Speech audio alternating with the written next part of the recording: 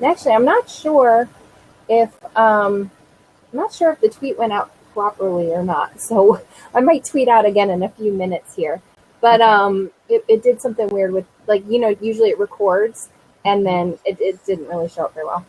Mm-hmm. Okay, so we want to have sort of a really serious conversation today, and I'm personally really excited to have this conversation with you because I think it's going to help people, and I think it's not discussed as often as it is warranted for how uncommon it is, or how common it is. I'm so sorry. I've been up since 5 o'clock in the morning, and I'm a noodle brain.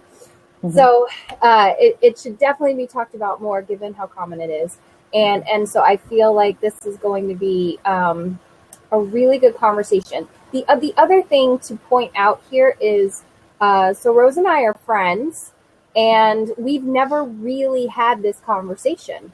You mentioned briefly about your past, and then when you were pregnant, you mentioned one time that you were kind of freaking out about gaining weight, and we talked about it a little bit, but that's the end of our conversation. So there are definitely some questions that I'm looking forward to just hearing how you processed all of this and gotten through it all. Cool. So with that, I guess, do you want to go ahead and talk a little bit about the first question I wrote down was, where were you in your recovery healing process when you got pregnant? But do you want to give a little bit more background about, Sure. all of, like, just your story a little bit? Sure. So I struggled with anorexia starting in my teen years, really like up through my very early 20s. And definitely was a very typical, according to my research, according to doctors, a very typical situation. I came out of a very traumatic home situation, and I'm the oldest child. My brother and my sister, they reacted in different ways. This is how I reacted. It was what I focused on. Things were very out of control around me. So I, for whatever reason, just zoned in on food, eating. At first, I thought it kind of started off of an offhand comment that somebody made to me about my figure at 14. And for some reason, it just really lodged itself into my psyche, and I just started like dieting and whatnot. So, I would say. Would you mind sharing the comment? You don't have to. So, I guess I was 14, and I'm now almost 6 foot. I'm very tall, and at that time, I was just starting to grow, so I was pretty tall. And I was just young, and somebody made a comment like, man, you really need to get to the gym. Like, you have no shape, no figure to you. And I was 14, and I just took it so seriously. How old was this person? I'm just curious. They were an adult. They were an adult. And they were actually a family member. So a male family member. Mm-hmm. Yeah, a male family member. I had that made that comment at that exact same age. I had a very similar. It's a very formative years, especially for young girls that are going through puberty. If an adult male makes a comment like that, you just take it to heart. Anyways, so I just started exercising. I started running. I thought that was what I thought was the healthy thing to do. Well, before I knew it, my entire day was pretty much scheduled around food. Like I would get up in the morning. I knew exactly what I was going to eat, how much I was going to eat, when I was going to eat it, and how many calories I would be consuming with each bite. I was very regimented, and I never broke. I went to the gym at a certain time for a certain amount of time, and it reflected really in my entire life. I mean, I got straight A's. I was a good girl, a very good girl. Right. And it got to the point where my senior year of high school, I had to be taken to the ER because my intestines actually shut down from not getting any fat. And that's where I received my first diagnosis from the doctors. And I remember just friends coming up to me, like super worried and trying to talk to me about it. And my parents, like They didn't know what to do. And there was honestly nothing that they could do. There was nothing that they could do. I was looking back. It's such a, the thinking pattern is so strong. It's virtually impossible to pull somebody out of it. And as a mother now, though, do you see how terrifying that is as a parent? Oh, yeah. Man. My poor dad he would beg me. I will pay you $20 if you'll eat a hot dog. I'll pay you 20. And it's not about the food. No. Right. At the time, that's what I thought it was, but it was a much deeper issue. Anorexia or an eating disorder in general is never the underlying issue. It isn't the issue. Right. There's something else it's a symptom of other things that are happening. Right. So I think that aspect right there is interesting, because that is what I became aware of when I got pregnant, is that, I'd gone all this time thinking anorexia, beat it, gone, Yeah, well, and we're going to get there. That's something, that happens often. You have something in your life very serious that you deal with. You think you've got the mastered, or you've really processed those feelings. And then something in your life happens and it comes back around. And it's usually at a deeper level. It's usually a deeper, it makes you go deeper, it makes you dig deeper and deal with it again, but in sort of a different way. So I have that question, and we'll get there, but I want to just ask, so when you got pregnant, you felt like you had dealt with it. So can you just tell the audience, just so they're aware, what you did to actually process this and to heal? Yeah. So, well, first of all, my senior year of high school, I just, for whatever reason, and honestly, I just felt this is a freak thing. Yeah. I made a decision that I did not want to be anorexic. I just did not want to. And I looked at my life, and I'm like, I have a purpose. Right. This is going to kill me. This is going to keep me from fulfilling that purpose. But I realized that I don't have any control. I can't help it. I honestly can't help it. So I launched into what I would call probably one of the most grueling healing experiences of my life. It took me a year and a half of weekly. I saw a psychiatrist, I saw a nutritionist, I saw a doctor, and I had to put the work and the hard effort in. It was not something that just went away. I had to have people constantly telling me the truth. And eventually I was able to reform my thinking around food. Right. But it took time. And and to be fair, not just food, your body. My body in general. Tell yourself the truth about your body. Yes, because when I first went and saw my nutritionist, I didn't know how a woman my age ate. I didn't know what healthy eating was. I didn't know, because what I was eating, it was nothing. I was not getting any nutrition. So, or just enough nutrition to keep me alive. Right. And then, I was very thin, very skinny. So it took me time really adjusting to the diet that they put me on, because they had me eating 5,000 calories, and it was hard. I really battled just this constant urge to want to. It was a daily. I had to face that demon of that daily. It was a daily, So, but at the end of I think, is this true for you? I think when you're in that healing process, sometimes it's a daily. Was it a daily choice to revisit? Do I really want to keep going?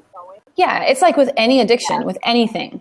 Yeah. I broke down many times. I would get angry. Yeah. I would blame.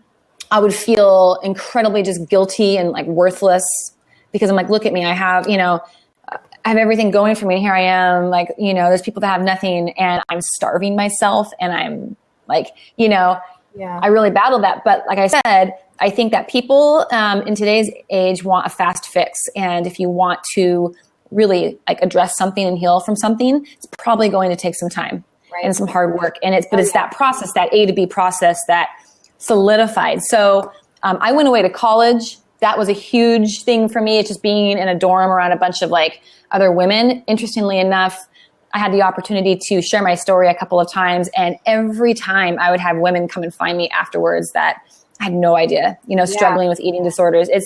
So it is an incredibly common struggle. And people hide things. I mean, you don't know. Yeah, absolutely. So when I got, by the time I got pregnant, it just seemed like such a distant memory to me. So how old were you when you finished treatment? And then how old were you when you got pregnant? So I was, 20 when I finished treatment. Okay. Mm-hmm. And I got pregnant when I was 34. So you had 14 years went by. And 14 years of being healthy. And then also feeling, I don't want to say in control of your body, because I think that was I don't want that I don't mean that in a negative, that type of control, but I mean your body belonging to you and being treated properly. Yeah. And then you get pregnant and it's like a whole new body, right? Yes. Well, so first, when I first found out that I was pregnant, my first initial reaction was that I was, super excited because while I was struggling with anorexia, the doctors told me, because I did get so thin, I didn't have my period for 4 years.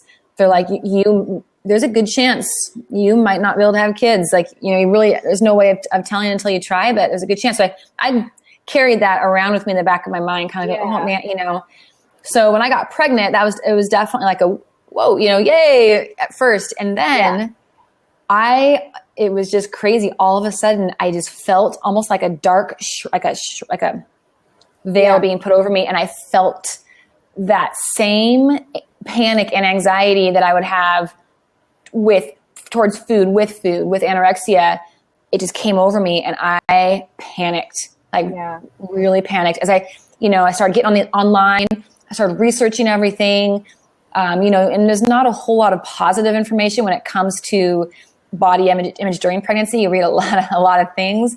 And and so to kind of go back, yes, I did beat the eating disorder part, but I've always been very into physical fitness. I was a sports model. So my physical body, I didn't realize that even though I had beat the food part, I still had that same kind of and this is what getting pregnant really did show me, was that there is a very specific type of for the most part, there is a personality type that are typically fall in the anorexic category.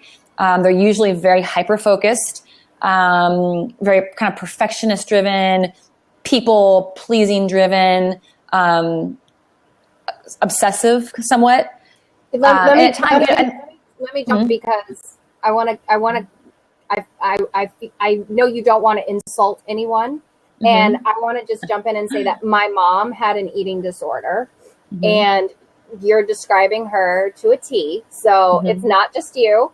That is definitely the personality, and you can be that and not have an eating disorder, of course.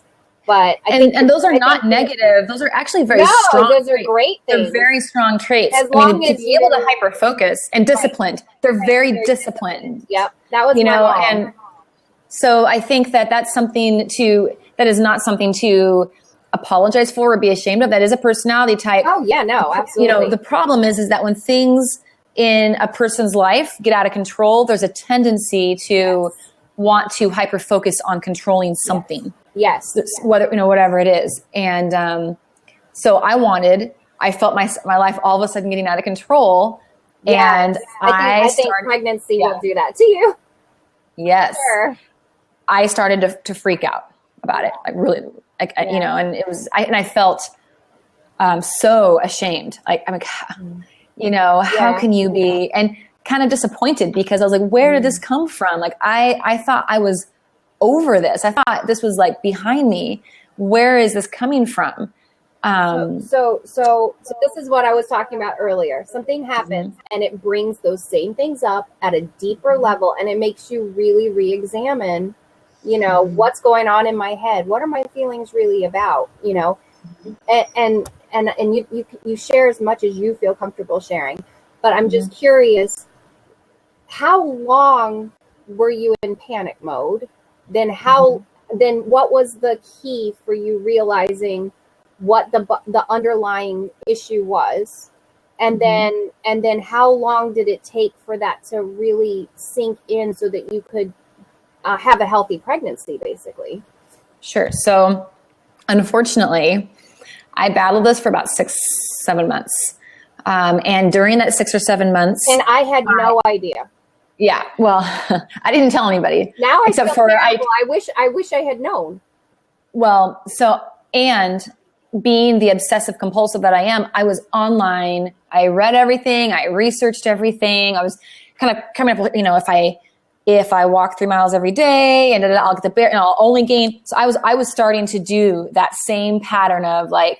I'm going to eat all this nutritious food, only this nutritious food, walk 3 miles a day. And I started to fall back into that pattern. And it was just this daily, myself being aware of what was happening. I was trying to pull myself back. No. Right. But I couldn't. I couldn't help it. I just kept on.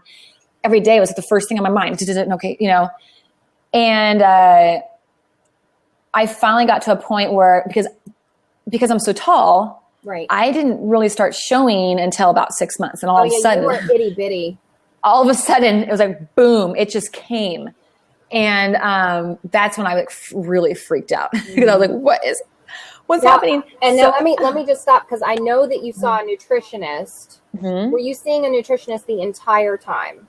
No. So I went in, I had an amazing midwife, and I'm like, I need to talk to her about this. And I'm like, so I went in. And when was this? That was probably about 6 months. 6 months. In between 6 and 7 months. Okay. And I told her everything. And she was amazing. She's like, well, everything, just so you know, this is so normal. Yeah. So normal for someone that either has or has had an eating disorder. Even for women that don't have eating disorders.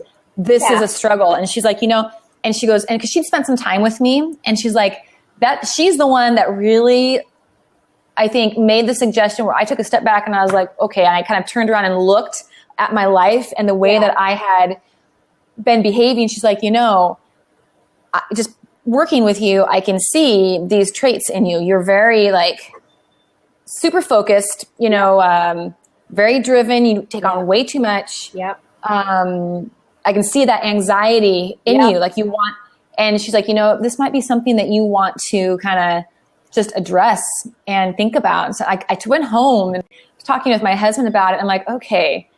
So whenever I train for a race, I run. I'm so on key. I'm very disciplined, or anything that I really if I want to start a business, I am yep. It's all I can think about. So I was like, okay, well then this is something. Let me just interject. This is not a bad thing. No, it's not a bad thing. It's just it can get a little. Yeah, you have to put that energy in the right, and have some balance. But it's not this isn't like Bash Rose Hour, because seriously, these are great things. Your greatest gift, if it isn't being used in a healthy way or focused in the right direction, it can be your greatest downfall. Yes. And I think that's the thing that I've learned through this, is that if I start to overdo it, then I have to take a step back and be like, okay, what is off balance in my life? So now it's kind of, I look at it as almost, it's a gift, because it definitely it's like a beacon of light. Okay. What's going on in my life that I feel like I have to focus on this, because it's kind of like a distraction in a way, this is out of control. Okay. So I'm just going to focus on what I can control. And, but it's not just focusing on what you can control. It's hyper focusing on what you can control. Yes. So let me just ask this, because I know from personal experience that generally there is an underlying trauma or some underlying something going on. Do you feel comfortable sharing at least some or a piece of the triggers for you? Because I don't think that it's just because you're hyper focused and you're driven. I would think there is an actual underlying issue going on here. Yeah. So And I mean, I've always, like you said, it's just a part of my personality. I'm just a very focused person. And I've been that way since I was born. Right. But I think, so I grew up in a very like a very conservative a family. I was homeschooled for a good portion of my life, and just a very like close, tight, kind of a secure family, if you will. And I have a younger sister and a younger brother. And when I was 13, everything just fell apart. My mom actually left our family. And my dad fell into a horribly deep depression. And my sister got involved in hard drugs. And so everybody was like all of a sudden just like really struggling. And my parents both kind of, and I know they at the time it wasn't intentional. We've healed. I have an amazing family, but my parents both leaned on me a lot and put me into a place of being a parent. Like I took care of my brother and my sister. I made sure that, they were being taken care of emotionally, and because my parents weren't able to. Neither one of them were. I mean, my dad was. As soon as you said your sister was in drugs, that's a very clear picture of you overcompensating for that. Yes. And so it was the same pain, but different personality types. Right. So we reacted in different ways. But when we sit and talk about it today, we were reacting to the same thing, Right. So, and those feelings will manifest themselves differently based on, like you said, your innate personality. Yes, exactly. But I just wanted to point out that there's usually something. So, so I can see as a young girl, your mother goes away. That's I'm out of control. Well, and so it was right, and it was at a time when I know my mom feels terrible about this now, but I was 13. So I started my period. I had nobody around to teach me, and I just started to grow really fast. I was awkward, and I had nothing but negative comments made, and they were from men. I had men just telling me negative things, and I one time overheard my mom talking with my grandma. I was 14, and they didn't know I was there, and she's like, "Do you think Rose is a little heavy, a little overweight?" And my grandma's like, "Yeah, she might be a little bit." And I come from like the women in my family, diet and exercise and just physical appearance is a lot of focus is put on that. So I heard that, and that just crushed me. So again, I'm like, there just wasn't any positive feedback or any positive, energy being put into me. I was just kind of like changing. And so I thought, okay, well, I'm going to start running. I'm going to get in shape, exercise. Right. I'm going to be that. I wanted to be the good, solid, strong girl because I felt like everybody needed me to be that. Right. Everybody needed me to, so yeah. It breaks my heart. It breaks my heart. It really does. Well, it happens a lot, but like we've talked about, what's wonderful is that I'm a firm believer that, we do have a choice. Right. And some people say it's impossible for anorexics to heal. I don't agree with that. Oh, I don't either. I think it's very possible. Oh, absolutely. And I think what you're talking about now as using it, and not anorexia, but using the warning signs. Yeah. In all ways, because you know how that manifests itself for you. Yep. And then when you're starting, when something in your life obviously needs your attention. You've learned that, and that in a way is a good gift. Absolutely. And just talking about it, I used to be embarrassed about it, and now I'm just like, it's my story. It really is a big part of who I am today, and. Yeah, I'm blessed. I have an amazing husband. He knows about it, so he can kind of like, he kind of keeps it in check too. He watches and he knows when he's like, "All right, Rose, you're starting to really focus on that," So right. What do you need to talk about? I'm just glancing at my questions because I don't want to forget to ask you anything. So at 6 months, was the key for you the discussion with the midwife? So yes. So that discussion spurred it. And then I went and actually started seeing a nutritionist from that point who was also fantastic. And she really like validated. She's like, you're doing a great job with your eating and you're on track, you're normal. And then it was very interesting. This is the first time I've ever experienced something like this. it would always get like really awful at night when I'd be laying in bed, it'd be dark. And that's when the voices, I would start really like, the wheels would turn. And that's when everybody gets it, And I was just laying there panicking. Yeah. And all of a sudden I had this like, whoa, wait a second. I was like, I have already dealt with this. Like, this is not an issue for me anymore. Like I've done the hard work, and I've it's been 14 years, and I'm just not going back there. I'm not, and I kind of just was interested. I was like, anorexia, I'm done with you, gone. Go away. Yeah. And something in me just like, it was like a shift. It was a major shift. And from that point on, for whatever reason, like I was able to, from inside, kind of grab a hold and claim my healing, and I was able to remind myself, like, you're over this. This is not an issue for you anymore. From that point on, I just didn't struggle with it. I actually began to feel beautiful in a new way, beautiful in a healthy way. And I thought it was just a very cool experience to just realize that I worked so hard to heal from this. I do have a choice here, and I'm not going to allow this to take hold in my life again. I'm not. And I think, I would equate that to when you have a tape playing in your mind, or a track playing in your mind. Oh gosh, people still listen to the radio, right? Is that still a thing? I mean, yes. I still do.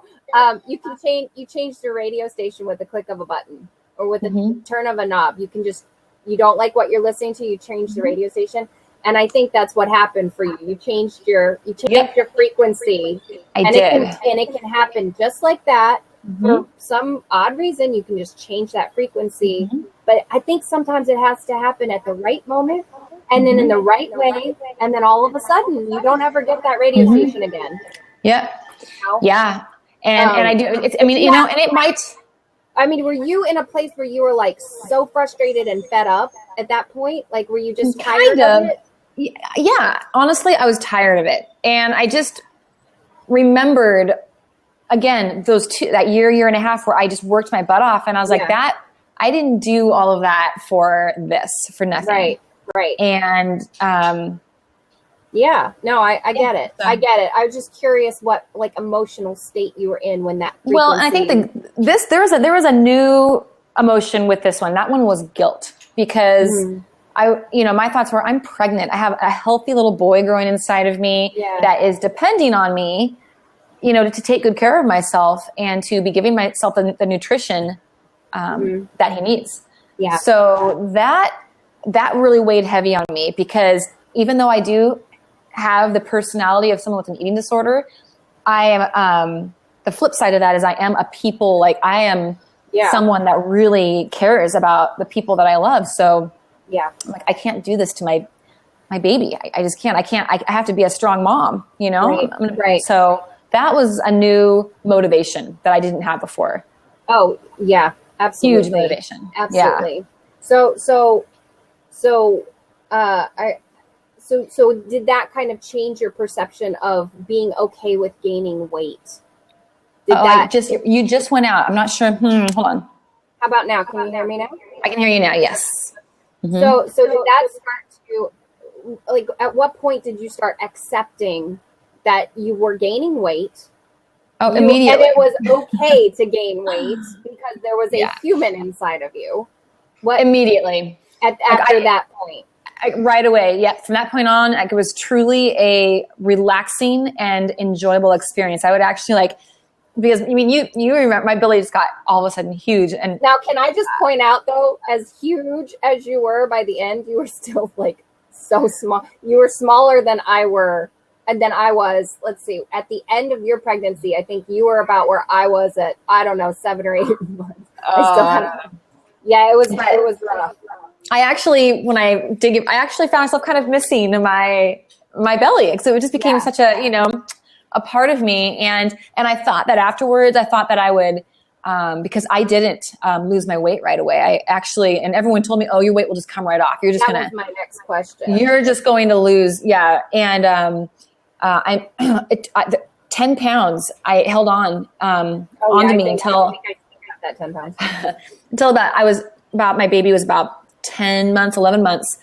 And that frustrated me. I definitely was more just frustrated with it because I think I had it in my head, oh, I don't have to worry. Everyone says it'll all come off.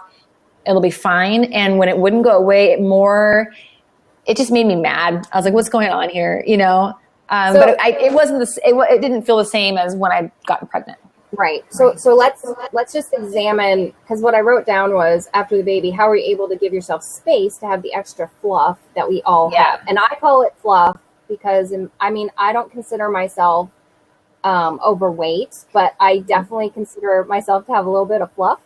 And, my stomach was always very flat. I had not like chiseled abs, but I had abs, and I was very strong in that area. And now they've definitely changed. Did yours change? And what was your inside of your mind? What was your self-talk for that? So I think I didn't have any space to think about it because when my son was born, my husband was gone about 60% of the time. I was working a full-time job and taking care of my child. So I didn't have a whole lot of time to think about it. It was really only when I would put on a pair of like my post-baby pants, and it didn't fit. And I was like, well, come on. And again, it was more of just like a feeling of frustration because I didn't have the time to address it. I didn't have time to address it. I literally was in survival, just clawing to survive every day, like, just trying to keep up. So that's probably, maybe it was hard at the time, but maybe it was a good thing because I didn't think about it a whole lot. I worked from home, so it just didn't really. That's a really good indication, though, that you had allowed yourself the space to heal too. Yes. Because I think if you hadn't, I think you would have been focused on that more. Well, and I just saw it differently. Yes, and I don't know, because when you have a baby, you're right. You just on a treadmill.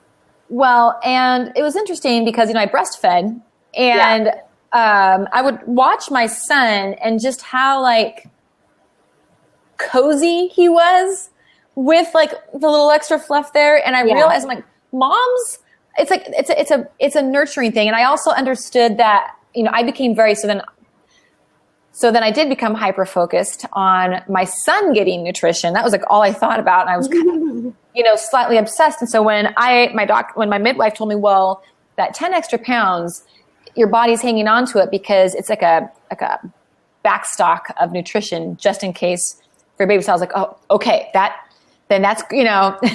so that I was able to. Good mom.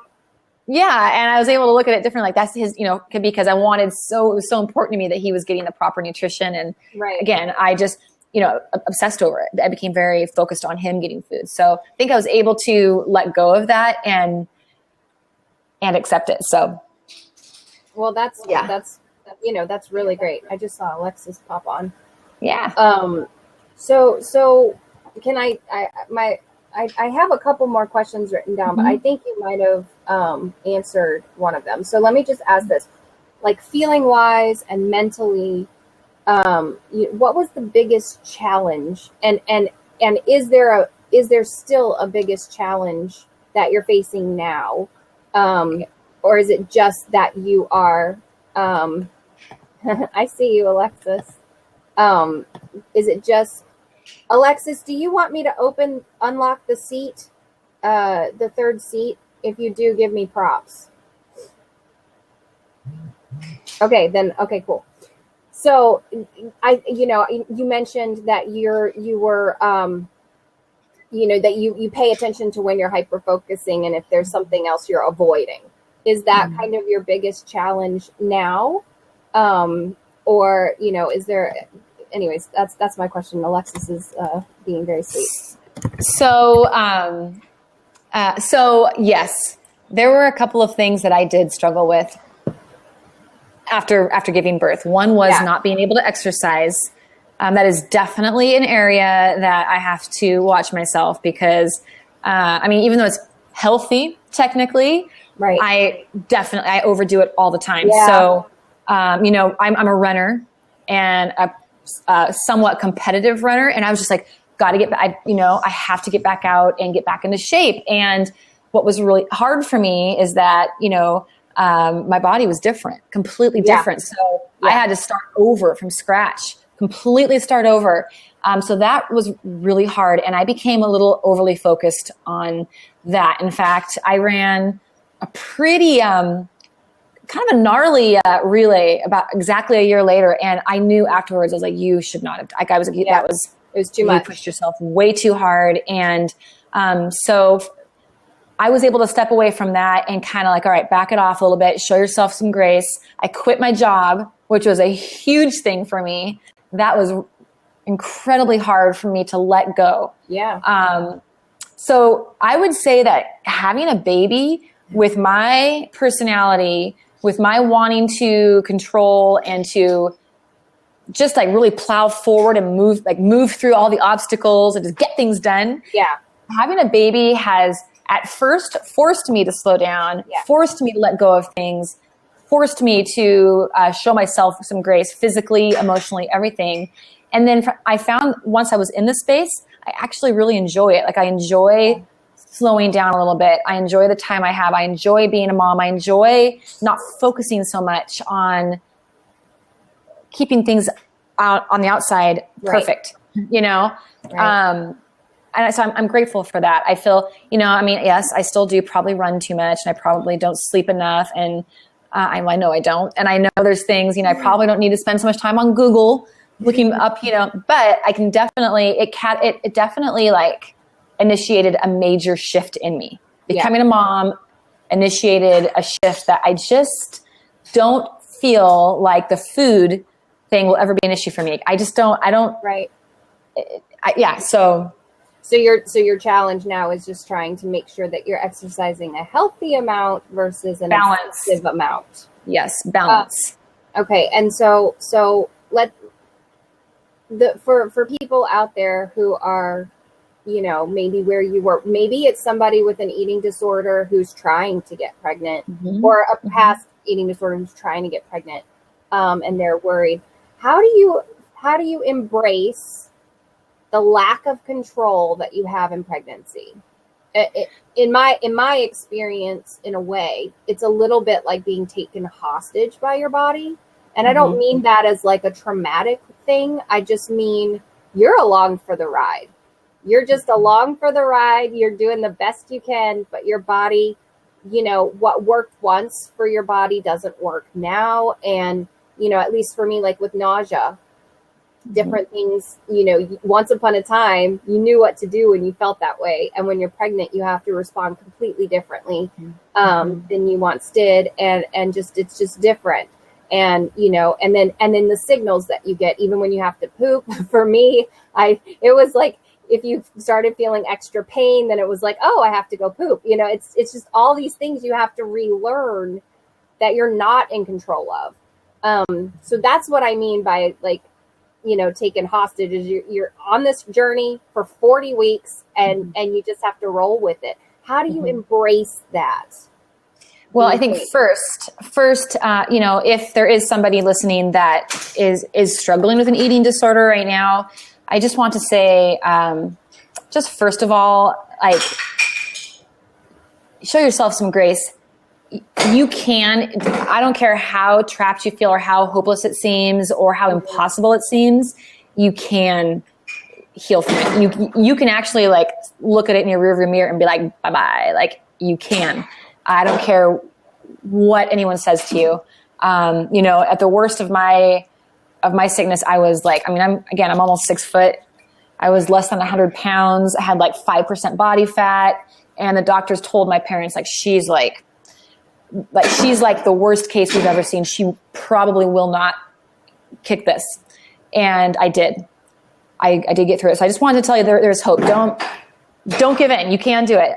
If you're facing pregnancy, I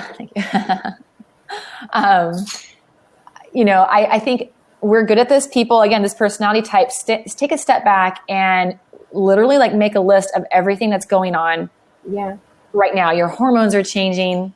You're probably not feeling that great. You're in the unknown. This is the unknown, which we don't like.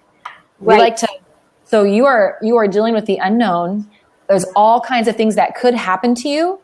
There's all kinds of things that could happen to you, that could happen to your baby, and there's nothing you can do about it. Right. And so, but understand this, every pregnant woman goes through that. Every single pregnant woman. And we all get through it. We all come out just fine. I promise you, it's not nearly as crazy and out on the other side. So if you can just take initiative, make a list of everything that's changing for you so quickly, so rapidly, and then again, show yourself some grace, relax. And I think the most important thing for me is just talk about it. Talk about it with your partner, talk about it with your mom or your sister or a good friend. Like, the more you talk about it, the more you have people there to remind you of the love that you're about to experience, of the good things that you're about to experience, of the positive things you're about to experience. Yeah. You need to be reminded. You need to hear about that. And the amazing thing you're doing with your body. The amazing thing. Oh, that your body is doing the impossible. It's creating a human being. Yeah. And I had a midwife say, forget the baby. Yes, you're growing a baby, but forget that. Your body created an organ. It grew the placenta. Mm-hmm. It grew an organ out of nothing. It just made an organ, and it can do it again and again and again. That's an incredible thing. She's like, forget the baby for a second, just for a second. And just imagine, like men can't grow an organ. Yeah. It's it is kind of amazing when you think about that. So, I just wanted to, you're not only, women have incredible capabilities physically, and I think I just thought of something very inappropriate. I'm not going to say it, but something. I know exactly. I know exactly what you're thinking. Don't say it. I'm tired. Laura. So Alexis is commenting. No, you trust me? No, I know what she's thinking. Alexis, my dirty mind. I think I resorted to God a bit more while I was going through the hard time, gestational diabetes and toxemia. I think just trying to do what is necessary to get it solved and not take things too seriously, but just try to do your best and know sometimes it's beyond your control. Yeah. And yes. I think, and I'm asking this question because I have a different trauma in my past. I have a different situation, but for me, losing control is an issue for me. And so I know it's got to be an issue for you. And for people who are experiencing that out of controlness, how do you self-talk? How do you, process that? So that's what I was trying to. I love what Alexis said. And, everybody has their different anchor, their different rock. For me, I do have a strong faith. And so I clung, like when I was going through my healing process, I clung to him. Like I clung to all the promises, all the hope, all the faith. I had to. And so I had to accept that I don't have control, and I had to hold on to something bigger and stronger than me. Because I didn't trust myself I didn't trust that I had what it took. So I really did. And I really let go, and I trusted the professionals in my life, that there are doctors. But actually, God could be a girl. We could call God source, if you will. You should read the book called The Shack. It talks about that. God could you as I read mother. That. Such a good book. So yes, that's so good. But anyways, that was my anchor of sorts, because I was fully aware that I didn't have what it really it had me, Yeah. But I also say with that, I have to say that I did work my butt off. I worked hard. Yeah. And I'm proud of myself for that, because I made a commitment and I stuck to it. Yeah, I messed up a couple of times, but I got up and I kept going. And I think it's like that with everybody, no matter what kind of an addiction, or it is a battle, but you get up, you keep going, and you trust the professionals in your life. You trust the people that want the best for you and that are giving you the information that, you need. And I think I forgot what your question was. Did I not answer? No, yeah, you did. Okay. So if you could go back in time, let's say, Mm-hmm. and talk to yourself before that 6-month period, if you could say anything to that person who was just struggling and trying so hard to maintain control and to be okay, what would you say? I would say you need to take what you told me. Actually, you need to take this time and fully relax and just sink into this experience of being pregnant, and just these last days that you have of really just being by yourself on your own, not being responsible. I mean, I was responsible, but I know what you mean. Being able to sleep when you want to sleep, being able to watch movies when you want to watch movies, being able to just stare at the wall and not do anything when you want to, Me serious. And I didn't. I was busy. I kept myself real busy and trying, and if I could go back, I would have told myself to just relax, to enjoy, to take it easy, and just to really relish in the moment, because it goes by so fast. Even though I will say the last month goes by like the slowest, but yes, it does go by fast. Because once it's over, then it is. It's like, yeah. And then it's true. You don't get to sit and stare at the wall anymore. Nope. If you are, your child's probably doing something like getting into the litter box or something. So you can't do that. Coloring on the wall. Yes. That's what mine's usually doing. Okay. Well, I mean, I think this was really helpful. Now one more question really quickly. Mm-hmm. I know that you've talked about potentially having another baby in the future. Mm-hmm. And you and I both know that thinking about pregnancy versus actually being pregnant, it is different. Because I think, I planned my pregnancy and I had been trying for a while. And when I got pregnant, I freaked out. Mm-hmm. And I knew I was hoping for it. And then it was like the reality sinking in of, oh shoot, there's somebody in there. How are you going to approach a second pregnancy? What is your plan there? Well, so I do have a plan actually for that. I knew you did. So, I mean, my son is almost 2. And so we feel like, we'll probably start trying to get pregnant towards the end of this year. So I am just taking this time to get a couple of things out of my, I'm running several runs. I've been training really hard. And it's been pretty cool because there's been a different motivation behind my training. I feel it's not because I feel like I have to in order to stay on track and be this regimented person. It's that I had a baby and I experienced, wow, I'm really weak. Like physically, I feel super weak. And then I was able to get through that, accept it, and then build back up to being strong again. Like I feel very strong, and that just feels good. Yeah. It's just different for me. I'm like, it feels good to be a strong mom, to be able to take my kid and swing him around and play and run and have energy. And have energy. So I want to go into my next pregnancy being as healthy and strong and physically fit as I can.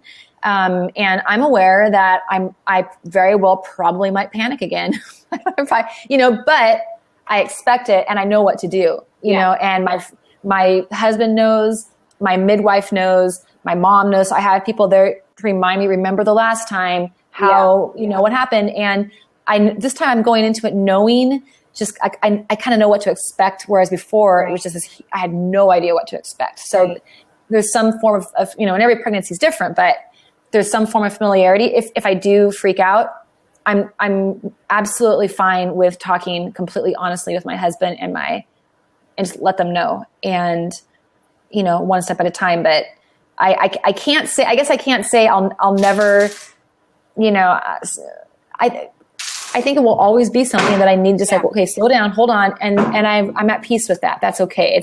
I'm a human being. We're not, So. I think that's a very healthy place to be, because if you're sitting here saying, oh, I've got this whip, you don't ever have anything totally under control.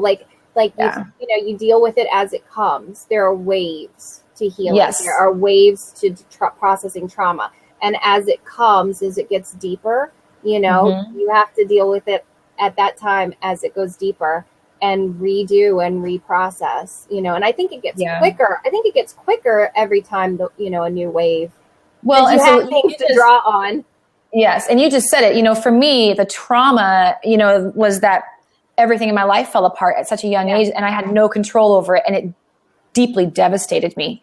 And so that's what I'm healing from. Not so much the anorexia, because I think the anorexia was a symptom, and I think that that aspect of it has been, the eating issue has been healed, but there's that it's that deeply wedged wound in me of being abandoned, of having to grow up and be an adult, of having to take care of things. That's what I'm still working on healing. And I am, it's happening, I am healing every time, but I recognize now where it comes from. I know. And, and I choose not to be a victim to that. I want to be an overcomer, but I acknowledge, that I was just a young girl and that happened to me. And so do you really quickly before we run out of time here, would you mind walking us through the feeling comes up? Mm-hmm. How do you respond to it? What techniques do you use to process those things? And like, what is your process as that comes up so that you can deal with it? So it comes on to it's like this weird feeling that I literally, like a shroud that comes over to me, and then this panic that rises up into my chest, and I almost feel like I can't breathe. Like it's like oh no, it's back. Oh no, oh no, Right. And my mind will just start racing. I'll just start, I'll right away start trying to make a plan. Okay, I'm going to cut back on, this or that. I'll start like moving things around mentally on how I'm going to adjust to it. Right. And that's it. And that's so exhausting. Yeah. So what I'll do is I'll just kind of sit back and I'll let it kind of happen for a little. I'll just let it. I don't fight it. If I try to fight it and I try to just turn it off, it just makes it worse. So I just let it play out. I'm so glad you did that, because I think acceptance of your own feelings helps you because I know that I'm safe.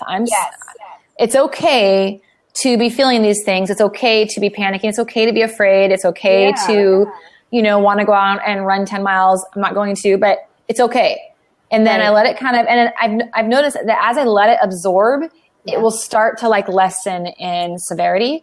So then what I'll do is, I'll just like say a prayer, I'll just meditate. I just kind of try to get quiet for a little bit. Yeah. And then I'll go tell somebody. I really try to tell someone right away. I don't want it I don't want to go too long to where it can become I don't know, so I'll talk to my husband or my mom or a friend.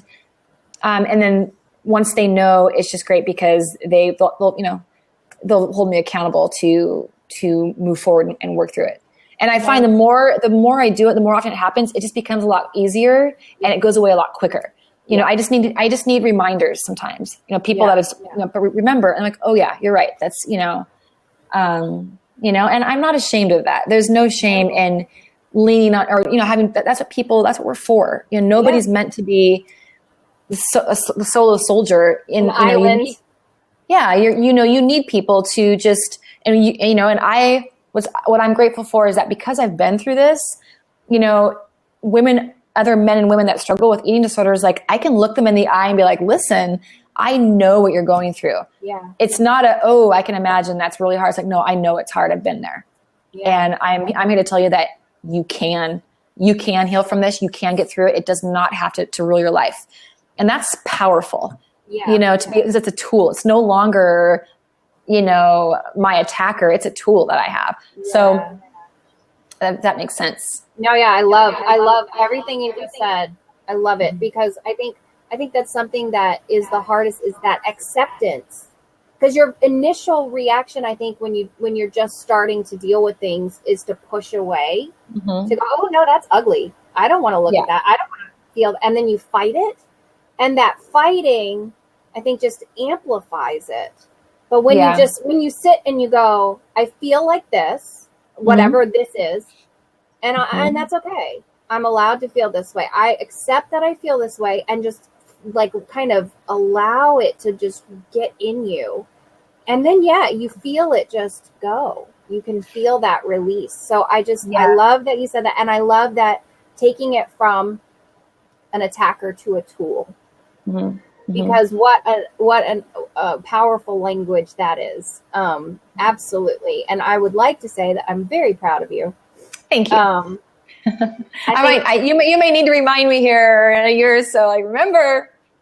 Yeah, no, absolutely. Look, that's why I'm here. I'm fighting the tears while I'm saying this because, you know, I know you. I've known you for a while, and you know, I care about you, and I'm sorry for the struggle, but I'm very, very proud of your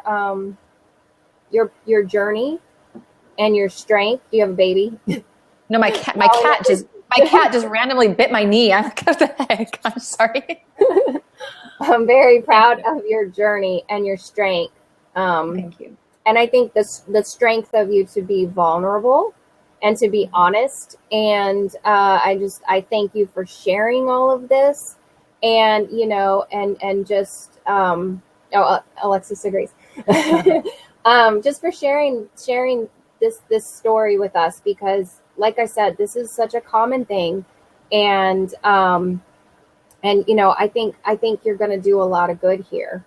Thank you. I'm actually, as you say that, I'm putting my email address up here. Just if anyone listening is struggling or just wants to talk further, feel free to reach out to me.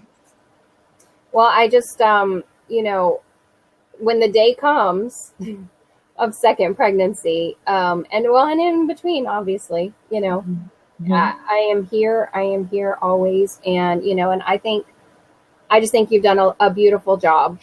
Thank you. And I think you've done a beautiful job of explaining today, kind of. I hope so. I did not sleep last night, so I'm with you, man. We're a couple of noodle heads here, but I think you did a really good job. So thank you. Together we're a bowl of spaghetti. Thank you. Hey, which thank is you. Delicious. Yes. All right. Thank you, everyone, for joining us today. Yes, thank you very much. And we will be back. I do want to share. I think our next topic is going to be the reverse of this, interviewing me. And we will be talking about having a history of sexual abuse and pregnancy/birth, and yes, and how to do that. So I will we'll be doing that in 2 weeks. Am I right? Yes, 2 weeks. So Friday after next. So April 8th is the date. So we'll see you then. And yes, and you know, come visit our blog, because you'll probably have an article up there. Yeah, I'm working. I'll say this. I know this was difficult for you to get back in the headspace of it as well. It is difficult for me to get into the headspace to articulate it sometimes now. Yeah. I'm working on doing that. I will be hopefully successful, and we will discuss in 2 weeks all of that. So sounds good. See you then. All right. Bye, everyone. Bye.